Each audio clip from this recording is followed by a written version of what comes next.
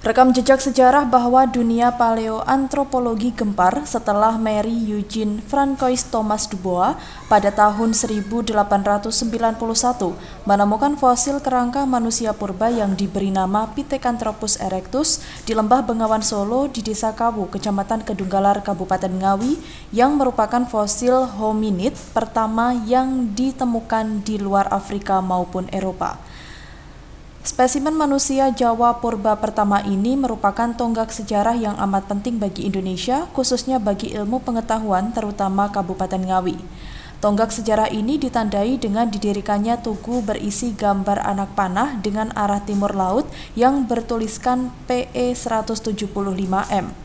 Namun kini Trinil yang banyak menyimpan ratusan koleksi fosil flora maupun fauna cahayanya redup, tidak bersinar seperti pada masanya. Nah, kita sekarang menuju ke dalam museum. Seperti apa kondisi koleksi fosil-fosil tersebut? Jika kita perhatikan, ratusan koleksi fosil yang didominasi oleh jenis fosil binatang memang sangatlah memprihatinkan, apalagi di ruang laboratorium yang letaknya di belakang gedung display utama. Koleksi tulang-tulang ini kotor dan berdebu. Terlihat ada tulang yang patah dan bahkan ada aktivitas serangga yang dapat memperburuk kondisi fisik fosil. Ditambah lemahnya tenaga ahli yang minim di museum ini, tentunya lambat laun akan berakibat fatal terhadap kondisi fisik fosil hingga menyebabkan kerusakan benda cagar budaya ini. Tapi nanti kalau dengan kondisi museum yang sangat memprihatinkan, maka pemerintah daerah khususnya Dinas Pariwisata, Kebudayaan dan Olahraga Kabupaten Ngawi melakukan upaya kerjasama dengan beberapa ahli dari Balai Pelestarian Situs Museum Sangiran. Mengingat tenaga ahli di Museum Trinil Ngawi belum mampu untuk melakukan penanganan secara khusus perawatan koleksi fosil. Kepala Dinas Pariwisata, Kebudayaan dan Olahraga Kabupaten Ngawi menyatakan pihaknya akan terus melakukan upaya agar museum tetap terjaga dan terpelihara, diantaranya melakukan kajian konservasi dan inventarisasi. Dinas juga akan melakukan sebuah cara agar koleksi fosil di ruang display utama, penataan ulang supaya lebih menarik, termasuk mengatur suhu dan penerangan serta pemeliharaan agar fosil tetap awet, tidak mudah rusak. Tentunya Dinas juga akan bekerja sama dengan para ahli untuk melakukan penelitian dan terus mengembangkan penemuan fosil-fosil baru di kawasan Trinil, terutama di Lembah Bengawan Solo. Dengan demikian, untuk melakukan konservasi dan inventarisasi, Dinas akan meminta tenaga ahli dari Balai Pelestarian Situs Museum Sangiran.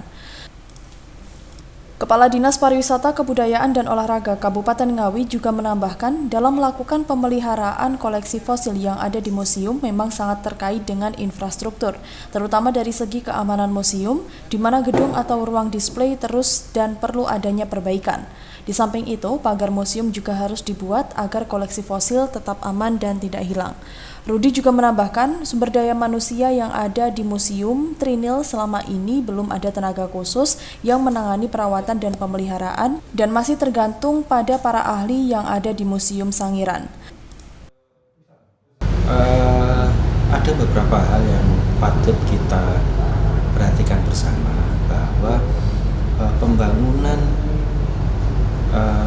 Museum Trinil yang sudah dilakukan di tahun 90-an awal kemarin itu tentunya perlu dilakukan beberapa perbaikan baik prasarana maupun sarananya. Prasarana misalkan untuk keamanan museum itu sampai hari ini Museum Trinil belum ada pagar yang membatasi antara wilayah museum dengan masyarakat di sekitarnya. Kemudian dari sisi SDM itu kita belum memiliki, dan SDM yang ada saat ini belum memiliki kemampuan di bidang perawatan dan pemeliharaan. Oleh karena itu setiap tahun kita masih tergantung kepada para ahli yang ada di Museum Sangiran tetangga kita di Sragen sana. Itu kira-kira yang bisa kami sampaikan, bahwa kedepannya kita berharap pemerintah pusat maupun balai ikut membantu, karena pemerintah daerah tentunya memiliki keterbatasan dalam hal pembiayaan dan pendanaan untuk menjaga kelestarian Museum Trinil ini. Ya, jadi ini kami dari tim Niti Sangiran sebenarnya ini melanjutkan saja dari kegiatan-kegiatan yang sebelumnya. Kami di sini untuk mengerjakan inventarisasi fosil koleksi yang sudah dibersihkan, yang sudah siap untuk disimpan maupun dipamerkan. Tapi dalam kegiatan ini pun juga kami melengkapi informasi yang ada di dalam tiap koleksi tersebut. Kemudian kami juga hasil akhirnya nanti juga akan kami digitalisasi sehingga museum ini juga mempunyai database khusus untuk koleksi fosil yang ada di sini. Ya, tujuan dari acara ini sebenarnya untuk mengumpulkan data-data tentang fosil itu sehingga data tersebut tidak hilang, jadi informasi tersebut tidak hilang, karena yang kita simpan itu kan tidak hanya bendanya, fosilnya, namun jauh lebih penting lagi yaitu informasi atau data-data yang tersimpan di dalam fosil tersebut. Dengan demikian, agar Museum Trinil tetap bersinar seperti pada masanya, maka faktor penentu utama adalah keseriusan peran pemerintah daerah dan Balai Pelestarian Cagar Budaya Jawa Timur.